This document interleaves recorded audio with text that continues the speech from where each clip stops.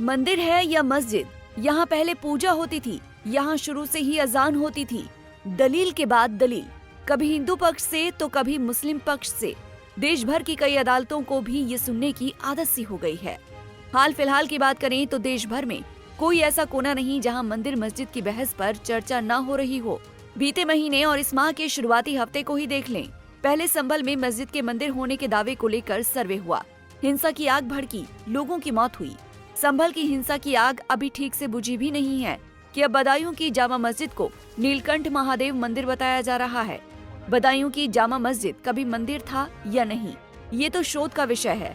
लेकिन जिस तरीके से जामा मस्जिद बनाम नीलकंठ महादेव मंदिर पर बयानबाजी और दावे किए जा रहे हैं, उसने यूपी सहित देश भर में एक नई बहस को छेड़ दिया है, जिसकी गूंज आज बदायूं की जिला अदालत में सुनवाई टलने की वजह से तो नहीं सुनी जा सकी, लेकिन अदालत के बाहर इसको लेकर हिंदू पक्ष और मुस्लिम पक्ष आमने सामने आ गए। उन्होंने अपनी अपनी दलीलें दी। दरअसल आज यानी मंगलवार को बदायूं में जामा मस्जिद बनाम नीलकंठ महादेव मामले पर होने वाली सुनवाई टल गई। अब मामले में अगली सुनवाई 10 दिसंबर को होनी है।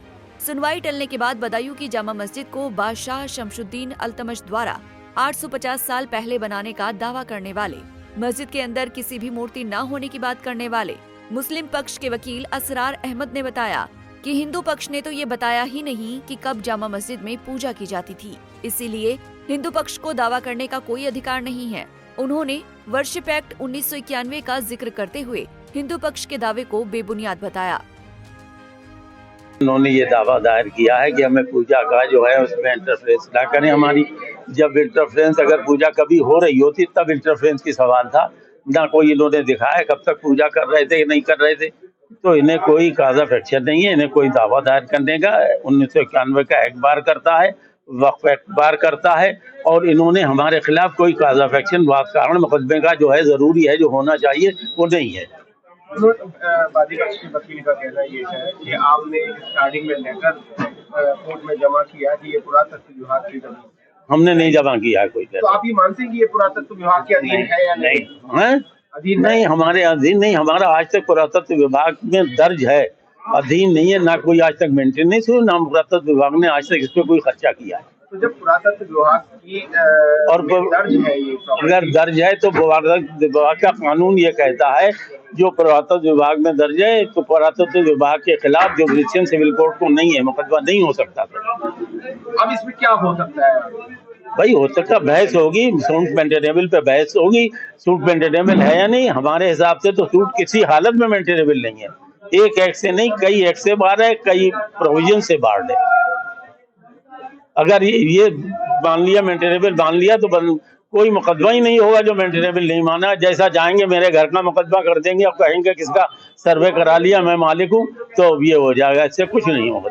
तो अभी जो सर्वे की बात आ रही है, सर्वे से तो कोई मतलब ही नहीं है। मुकदमा जब चलने ही लायक नहीं तो सर्वे कराएगा। वहीं उनके जवाब में वादी और अखिल भारतीय हिंदू महासभा के मुकेश पटेल ने कहा कि मुस्लिम पक्ष द्वारा कोई सबूत पेश नहीं किया गया। मुस्लिम पक्ष द्वारा अदालत में बहस ही पूरी नहीं की जाती। आज क्या हुआ कोर्ट में, क्या बहस? आज कोर्ट में इंतजामिया कमेटी ने अपना पक्ष रखा और 10 तारीख लगा दी गई है। जब सामने कहा 10:30 बजे सभी लोग उपस्थित हो जाइए कोर्ट में, तो हम 10:30 बजे सब लोग 10 तारीख को उपस्थित होंगे। और वो बार बार तारीख ले लेते हैं, बहस पूरी नहीं करते हैं।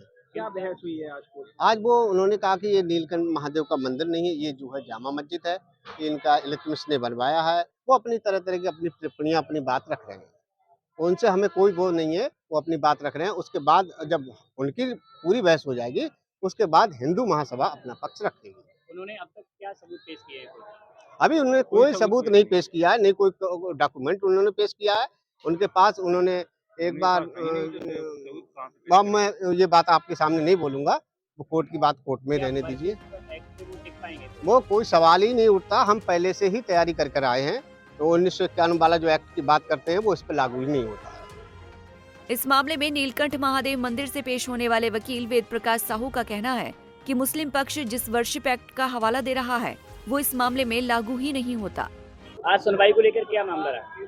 आज जो सुनवाई हुई उसमें नंबर 1 जो मुस्लिम पक्ष है, डिफेंडर नंबर 1, उन्होंने अपनी बात को हमारी प्लेन पढ़ते हुए रखी। अपने ना तो ऑब्जेक्शन को पढ़ा और उसमें उन्होंने एक अपनी पुरानी अपील को हवाला दे करके कोर्ट से टाइम मांगा मौखिक रूप से। मुस्लिम पक्ष की ओर से क्या सबूत पेश किए गए, क्या कहा कोई गया? सबूत पेश नहीं किया गया। क्या लगता है कि वो जो वर्शिप एक्ट पे बात कर रहे हैं उनकी जी। इस मामले में सुनवाई हो सकती है? देखिए, जहाँ तक वर्शिप एक्ट की बात है, वर्शिप एक्ट इसको अप्लाई ही नहीं करता। जिस तरह से संबल में वर्शिप एक्ट के बावजूद भी वहाँ पे सर्वे के लिए आदेश दिए गए, जी। क्या आपको लगता है यहाँ पर भी यहाँ सर्वे पर के लिए देखिए, आदेश हमने रिप्रेजेंटेटिव कैपेसिटी में सूट डाला है, जिसकी परमिशन हमारे लिए कोर्ट ने दे दी। ये 7-11 तो एक अपने आप में बेसलेस हो जाती है, जब रिप्रेजेंटेटिव कैपेसिटी में हमको परमिट कर दिया गया कोर्ट द्वारा। प्लांट हमारा मूलवाद में दर्ज हो चुका है।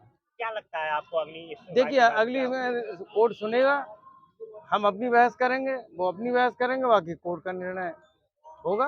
अब वो कोर्ट के निर्णय को हम नहीं बता सकते कुछ भी। वर्शिप एक्ट कितना महत्वपूर्ण है? वर्शिप एक्ट हमारे नज़रों में जो ऐतिहासिक धरोहरें हैं या ऐतिहासिक पुरातत्व की चीज हैं, उन पर लागू नहीं होता। आपको बता दें कि बदायूं की जामा मस्जिद को नीलकंठ महादेव बताने वाली याचिका पहली बार साल 2022 में दाखिल की गई थी। अखिल भारतीय हिंदू महासभा के प्रदेश संयोजक मुकेश पटेल की ओर से दावा किया गया था कि जहां अभी जामा मस्जिद है, वहां पहले नीलकंठ महादेव मंदिर था। याचिका में कहा गया था कि आज भी मस्जिद के अंदर मूर्तियां, पुराने खंबे और सुरंग मौजूद हैं। वहीं मुस्लिम पक्ष ने दावा किया था कि गुलाम वंश के सुल्तान शमसुद्दीन अल्तमश ने 1213 ईस्वी में अपनी बेटी रजिया सुल्तान की पैदाइश पर इस मस्जिद का निर्माण कराया था। पंजाब केसरी टीवी के लिए बदायूं से राहुल सक्सेना की रिपोर्ट। हमसे जुड़े रहने के लिए हमारे YouTube चैनल को सब्सक्राइब करें और नई वीडियो की नोटिफिकेशन के लिए बेल आइकॉन को दबाएं।